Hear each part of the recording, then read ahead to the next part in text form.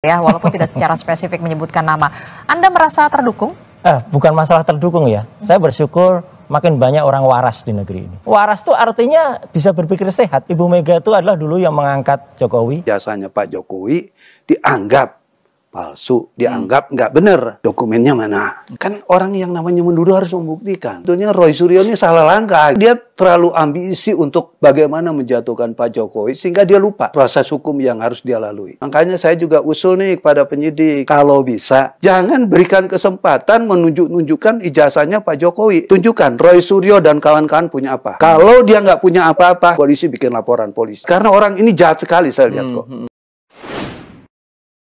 Mas Roy, dengan adanya pernyataan dari Ketua Umum PDI Perjuangan Megawati Soekarno Putri yang dalam tanda kutip menyindir lah ya, walaupun tidak secara spesifik menyebutkan nama, Anda merasa terdukung? Bukan masalah terdukung ya. Saya bersyukur makin banyak orang waras di negeri ini. Hah? Iyalah. Loh, Kenapa? Pak, waras itu artinya bisa berpikir sehat. Ya jelas lah. Ibu Mega itu adalah dulu yang mengangkat Jokowi, kemudian bahkan mendukung ketika masih didukung oleh PDI Perjuangan. Artinya itu adalah nasihat yang sangat bagus dari orang yang pernah mengangkat Jokowi gitu loh. Kalau kemudian yang diangkat tidak merasa, ya itu kan kayak malin kundang aja gitu berarti kan. Gitu. Jelas betul nih statement dari Ibu Mega dan saya kira statement dari mostly ya orang kan udah banyak sekali. Saya kira Mbak Adisti dan pemirsa Kompas TV kan bukan hanya dari Ibu Mega statement semacam ini. Kan ijazahnya Pak Jokowi dianggap palsu, dianggap nggak bener. Ditanya dong dokumennya mana? Ya kan? Kan orang yang namanya menuduh harus membuktikan. Jadi ini sebetulnya Roy Suryo ini salah langkah gitu kan. Karena dia terlalu ambisi untuk bagaimana menjatuhkan Pak Jokowi sehingga dia lupa proses hukum yang harus dia lalui. Nah kan harusnya orang menuduh itu harus membuktikan. Makanya saya juga usul nih kepada penyidik. Kalau bisa Roy Suryo punya apa? Pada waktu dia menarasikan Pak Jokowi itu ijazahnya nggak benar. Punya apa dia? Jangan-jangan dia pakai dokumen palsu. Ya kan? Kalau dia menggunakan dokumen palsu, saya minta kepada penyidik, lakukan penyelidikan itu dengan menggunakan pasal yang berbeda. Jadi polisi boleh melakukan itu. Ya kan? Makanya saya dibilang, jangan berikan kesempatan menunjukkan ijazahnya Pak Jokowi. Tunjukkan Roy Suryo dan kawan-kawan punya apa. Kalau dia nggak punya apa-apa, polisi bikin laporan polisi dari situ. Biar diperberat. Karena orang ini jahat sekali saya lihat kok. Itu kan Roy Suryo bisa bahaya lagi. KPU bisa lapor polisi loh itu. Ya kan, menuduh-nuduh seperti itu. Karena kenapa? Itu kan masuk dalam persepsi bahwa KPU menghilangkan alat bukti. Tindak pidana itu. Betul. Ya kan? Dan kalau itu tindak pidana dan itu nggak benar, Roy Suryo kena loh. Makanya menurut saya udah banyak laporan aja. Agar dia selesai di dalam penjara juga gitu. Kita gerah liatin dia di luar. Aduh. Dulu stupa. Saya bikin tulisan itu berkaitan masalah stupa. Ya. Udah kena kan dia di situ kan. Cuma kenanya nggak banyak. Walaupun nggak banyak, dia itu residivis.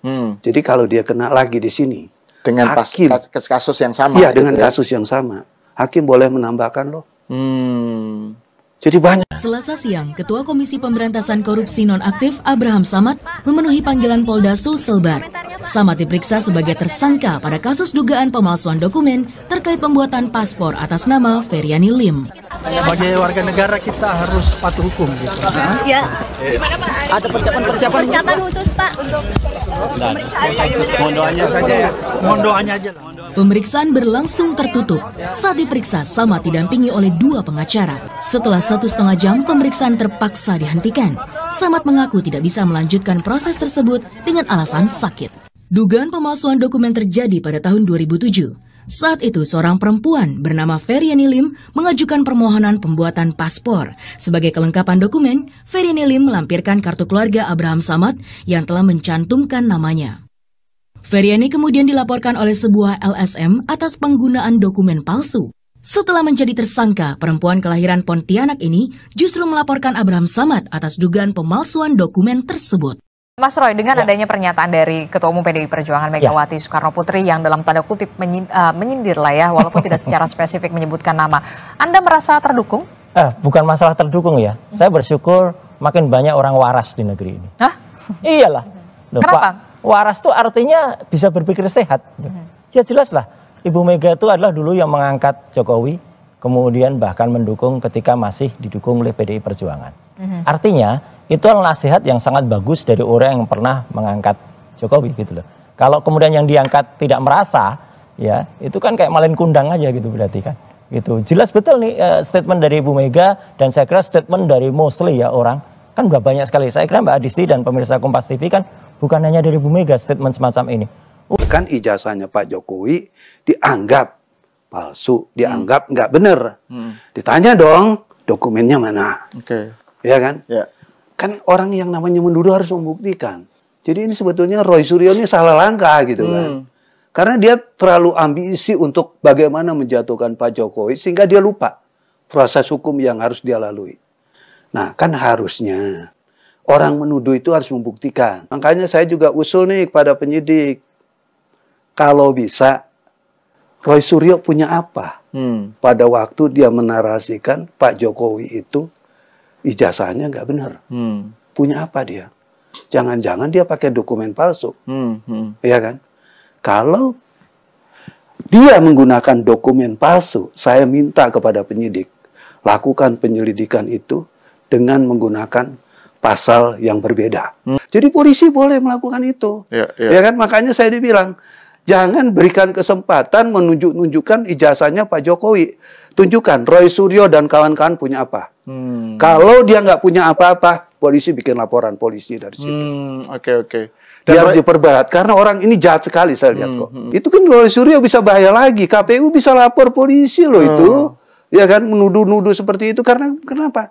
Itu kan masuk dalam persepsi bahwa KPU menghilangkan alat bukti. Tidak pidana itu. Betul. Ya kan? Dan kalau itu tidak pidana dan itu nggak benar, Roy Suryo kena loh. Makanya menurut saya udah banyak laporan aja. Agar dia selesai di dalam penjara juga gitu.